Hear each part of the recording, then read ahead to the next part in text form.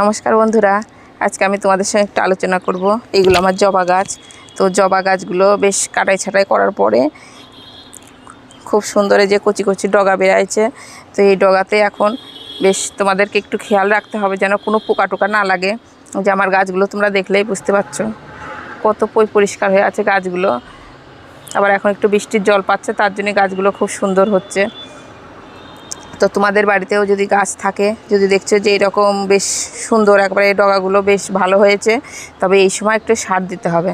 আমাদের ফল গাছটা যেমন থাকে বাড়িতে, যে কোনো ফল গাছে আমি রাসায়নিক সার খুব একটা বেশি ব্যবহার করি না, কিন্তু এই ফুলের গাছে রাসায়নিক সার দেওয়া যায়, কিন্তু বেশি ঘন ঘন দিতে যেও না। ছোট্ট চারা গাছ নিয়ে এসেই তোমরা রাসায়নিক সার দিও না, তাহলে সেই গাছটাই বাড়বে না আর ভালো সেরকম ফুলও ফুটবে না। যখন গাছটা একটু বড় হয়ে যাবে, বেশ 2-3 বছরের গাছ হয়ে যাবে, বিশেষ করে দেশি জবাতে দিলে পরে রাসায়নিক সার যে কোনো সারই বেশ ঠিকঠাকভাবে নিতে পারে। দেশি জবাতে তোমরা যে কোনো রাসায়নিক সার, জৈব সার সব কিছুই দিতে পারো, কিন্তু আমাদের যেগুলো একটা কিছু কিছু গাছ আছে পুনে ভ্যারাইটির গাছ, বিদেশি জবা, সেইগুলোতে বেশিরভাগ তোমরা একটু জৈব সার দিয়ে করার চেষ্টা করো। তবে এই সব গাছে আমি যেমন মাটি তৈরির ভিডিও তো তোমাদেরকে দিয়েছিলাম এর আগে, তো সেইভাবে করে আমি শিকড় কেটেছিলাম, তারপরে আরগুলো কেটেছিলাম। যে এখন সেই সব গাছগুলোই কী পরিমাণে ঝাঁকড়া হয়েছে। এই যে আমার কোনো গাছেই সেরকম পোকা টোকা কিচ্ছু নাই, কিন্তু এই সময় আমি একটু সার দেব। সে মাঝে সাঝে আমি খোল পচা জলও দিচ্ছিলাম, তার মধ্যে এখন শুধু একটু রাসায়নিক সার দেব। তো এই সময় যদি আমি সেই রাসায়নিক সারগুলো যদি দিয়ে দিতে পারি, তাহলে 15-16 দিনের মধ্যেই বেশ কুড়িয়ে এসে গাছটা পুরো ভর্তি হয়ে যাবে। এগুলো দেখছো, সেই সব সারগুলো আমি যদি দিয়ে দিতে পারি, সেই জৈব সারটাও দিচ্ছিলাম, তার মধ্যে এই সময় গাছটার বেশ জোরালো ভাবটা বেশ ভালো হয়েছে। তার মধ্যে যে তোমরা দেখলেই বুঝতে পারছো এইসব গাছগুলো কিন্তু সুন্দর ঝোপালো হয়েছে, কিন্তু কুড়িটা এখনও সেরকমভাবে দেখা যাচ্ছে না। তাই জন্যে এখন আমি কি করব, গাছে একটু সারটা দিয়ে দেবো, কিছু পটাশ সার, আর তার সঙ্গে একটু ডিএপি সার দিলে পরেই গাছে ভরপুর ফুল চলে আসবে। এই যে এইদিকে আমার কিছু গাছ আছে, তো সেটাই তোমাদের সঙ্গে আলোচনা করছি যে তোমাদের বাড়িতেও যদি এরকম গাছ থাকে, দেখছো যে ঝোপালো হয়ে গেছে, সুন্দর হয়ে গেছে, তখন এই আমি যে সারগুলো দিচ্ছি সেই সব সারগুলো যদি তোমরা দিয়ে দিতে পারো, তোমাদেরও গাছ খুব সুন্দর হবে। দেখাবো। আর এইদিকে আমার কিছু চারা গাছ আছে, জবা গাছ। শুধু এই জবাটাই বেশিরভাগ আছে, অন্য জবাটা বেশিরভাগ সব নিয়ে গেছে। তো এটাই আছে শুধু। এগুলো শীতে বর্ষার সময়তেই, আর কিছুদিন পরের থেকে তখন গ্রাফটিং করবো। এগুলো সব চারা গাছ যেগুলো করা আছে। এই যে এখানে আমি জল নিয়ে নিয়েছি, তবে যে আমার বড় বড় টবগুলো আছে, কিছু গাছ আছে, বেশিরভাগ আছে 10 ইঞ্চি 12 ইঞ্চি টবগুলোতে আমার গাছগুলো লাগানো আছে। তো সেই সব গাছে আমি 1 মগ করে জলটা দিয়ে দেবো। তো সেই হিসাবে তোমাদের কটা গাছ আছে সেই হিসাবে তোমরা সারগুলো তোমরা নিয়ে নিও। আমি এখন 10-12টা গাছে আমি সার দেবো, সেই হিসাবে আমি এখানে জল নিয়ে নিয়েছি। তো এই যে এটা লাল পটাশ, এটা রাসায়নিক সার। তো এটা পেঁয়াজের খোসাতে দিলেও হয়, পেঁয়াজের খোসা, তারপরে আছে কলার খোসা, তবে সেইগুলোতে এতগুলো গাছে তো দেওয়া সম্ভব না, তার জন্য আমি একটু লাল পটাশ দিয়ে দিই। যে কটা গাছ আছে সেই পরিমাণে আছে 1 চামচা করে আমি লাল পটাশটা দিয়ে দেবো। এখানে 6 চামচা মতন আমি লাল পটাশটা দিয়ে দেবো।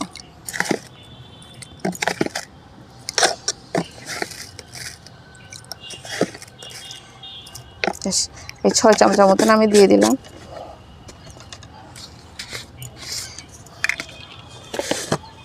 যে পরিমাণে আমি পটাশ সার নিলাম সেই পরিমাণে আমি ডিএপি সারটা নেব।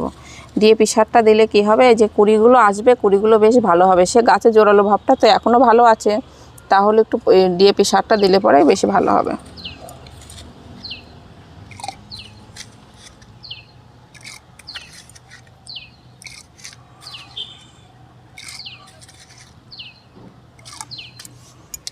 ছ চামচা মতন আমি দিয়ে দিলাম। তো যেদিনকে তোমরা সারগুলো দিতে চাও সেদিনকে তোমরা কি করো, সকালের দিকে যদি বা করো, রাত্রে এই জিনিস সারটা করে রাখলে বেশি ভালো হয়। তবে এই সারটা একটু সন্ধ্যেবেলার দিক দিলে বেশি ভালো হয়। সারাদিনে রোদ্দুরটাও পাবে না, সারটা দিলে সে গাছটা বেশিরভাগ সেটা ভালো নিতে পারে। তো এই সারটা আমি এখন রেডি করে রেখে দেবো, দিয়ে বিকেলের দিকে আমি তখন দিয়ে দেবো এই সারটা। তো এটা আমি গুলিয়ে রাখলাম। তবে অনেকে ডাইরেক্টও দিয়ে দেয়, তবে ডাইরেক্ট দিয়ে দেওয়ার থেকে কী হয়, একটু জলে যদি তোমরা একটু এইভাবে করে গুলিয়ে রাখো, গুলিয়ে দাও, সে কাজটা বেশি ভালো করবে। আর কলার খোসা, পেঁয়াজের খোসা, সেগুলো আমি ভিজাই রেখেছি যেগুলো বিদেশি জবার গাছ আছে, পুনে ভ্যারাইটির গাছ আছে, সেগুলোতে দিই। আবার আমাদের বাড়িতে যে কোনো ফলের গাছ থাকে সেসব গাছে তখন সেই সারটা তখন দিলে পরে বেশি ভালো হয়, সেটা জৈব সার।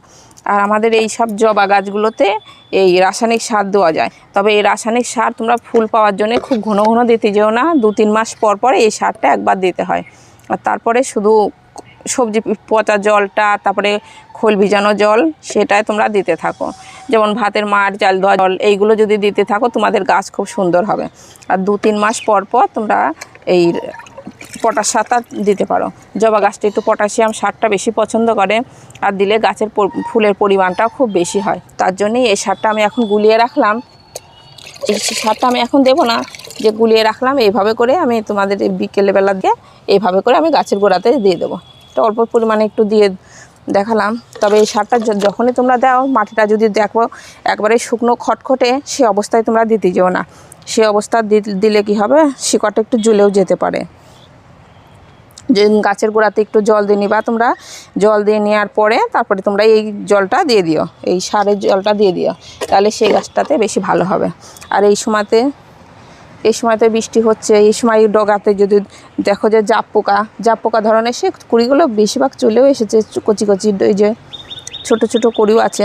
তবে এই সময় না একটু জাপ পোকাটাও বেশি লাগে। জাপ পোকা বলতে কেমন, কুড়ির সঙ্গে একবারে কাণ্ডর সঙ্গে লেগে থাকে। তো ওইগুলো না তোমরা যদি জল এমনি ঠান্ডা ফ্রিজে থাকা যে ঠান্ডা জলগুলো যদি একটু স্প্রে করে দিতে পারো, ওই জলের সঙ্গে কি হয়, ওগুলো ধুয়ে যায়। তাহলে বেশি ওষুধ টষুধও না ব্যবহার করলেও হয়।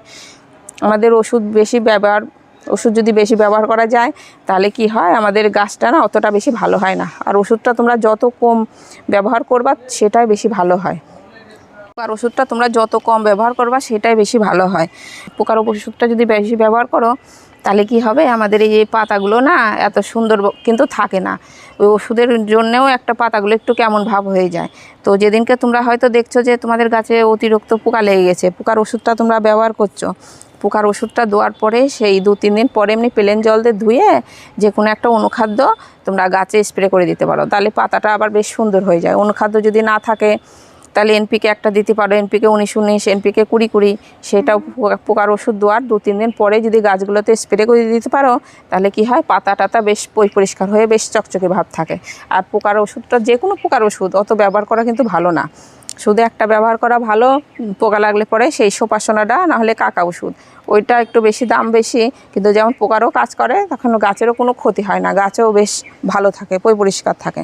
তো এই সময় তোমরা জবা গাছ হোক কিংবা বেলি গাছ, টগর গাছ, তো এইসব পরিচর্যাগুলো তোমরা করতে পারো, তাহলে তোমাদের গাছ খুব সুন্দর হবে।